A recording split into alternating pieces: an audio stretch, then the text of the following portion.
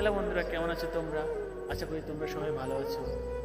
তো আর একটা নতুন মিনি ব্লগ নিয়ে চলে আসলাম। আজকে তোমাদের দেখো আমাদের ধান ক্ষেত। এই দেখো আমাদের ধান খেতে চলে এসেছি আমি। আমরা কৃষকের ছেলে। আমাদের গ্রামে বসবাস করি আমরা। এই নিয়ে থাকতে হয় সারাদিন আমাদের। এই দেখো আমাদের ধান ক্ষেত।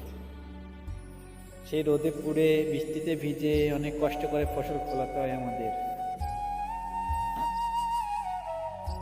এত কষ্ট করার পর যখন দেখি মাঠে এরকম ধান হয়েছে, কি যে আনন্দ লাগে না বন্ধুরা? অনেকটা আনন্দ লাগে। তোমরা দেখে কমেন্টে বলবে কিরকম হয়েছে আমাদের জমিতে ফসল। আমাদের ইচ্ছা করে ইউটিউবার হতে, কি করবো বলো?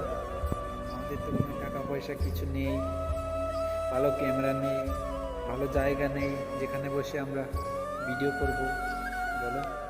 অনেকটা স্বপ্ন যে একটা ইউটিউবার হব, অনেক জায়গায় যাব, ঘুরে ঘুরে ভিডিও করব, আনন্দ করব, কিন্তু সেটা আর কি করে সম্ভব বলো?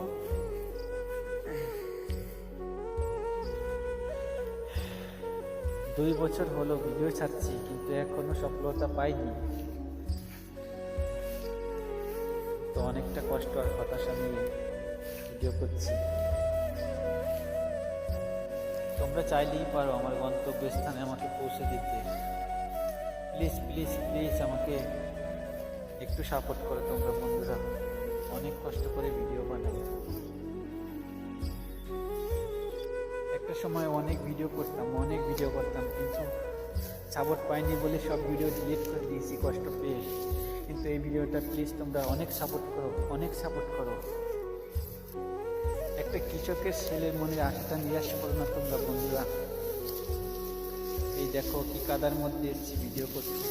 এখানে অনেক বড় বড় সাপ থাকে, তারপরেও ভিডিও করতে এসেছি।